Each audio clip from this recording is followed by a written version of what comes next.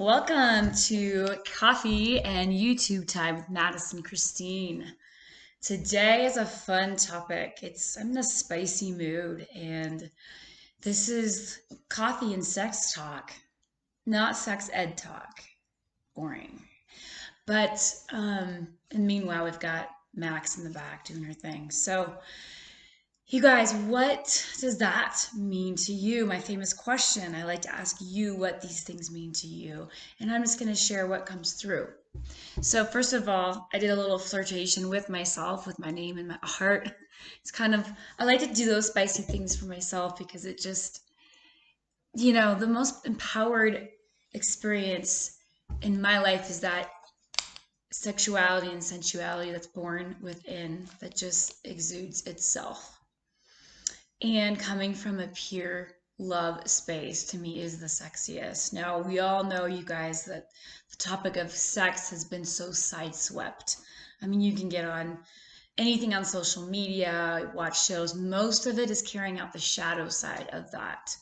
And any of you, including myself, who might have come from some kind of sexual trauma, hope you haven't. Sorry if you have.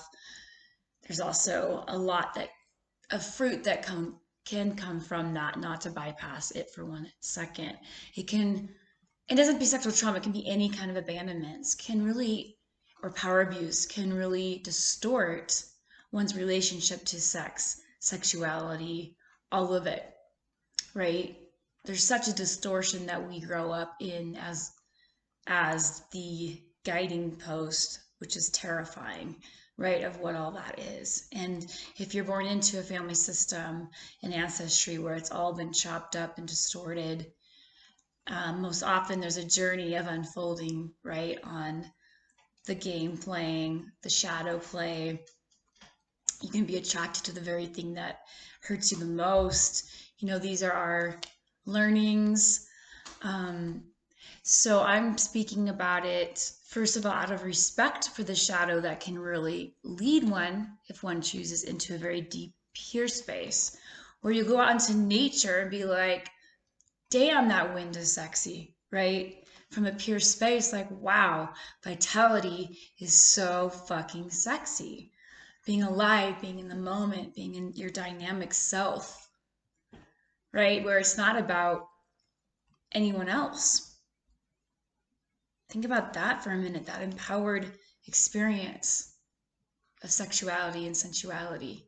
I know for me, when I go to the keyboard, the piano or guitar and start playing, that is a form of making love to me. It's extremely profound and powerful. What in your life triggers that in you in a really awesome way? Gets you going, turns you on. There's so many different types of attraction, right? There's the physical attraction. There's the spiritual attraction. There's the emotional attraction. There's so many different layers. And today we have such an evolved experience of it. You with male, female, what do you identify as? There's so many different things that I can't even start to speak of in respect because I can't keep up with it. But what I can do is speak from the energy. So, you know what? This is where I wish we had a circle and a table and we're all talking, right? And I want to hear you. So, playful energy, creative energy, beautiful energy. I want to add to this without games, without agenda. That can appear sexy at first, but anything with a strategy is control again. We normally witness sex from a very controlling dynamic. Like I said, one who comes from abuse can often be so confused because they're attracted to the very thing that ends up hurting them the most. So anyway, you guys, I just want to say cheers to who you are, to your truth, to your pure love that is naturally sex and sexuality. Okay? So on that, I just wanted to do that was funny, just a burst of fun, and also the thing that goes on 24/7 a lot of us aren't talking about. Let's just name the pink elephant, folks. It's a lot sexier, trust me. So cheers, you guys. Enjoy your coffee, your tea, whatever. Whoa, it's getting dark in here. Um, have a beautiful one, and I'll meet you all on the flip.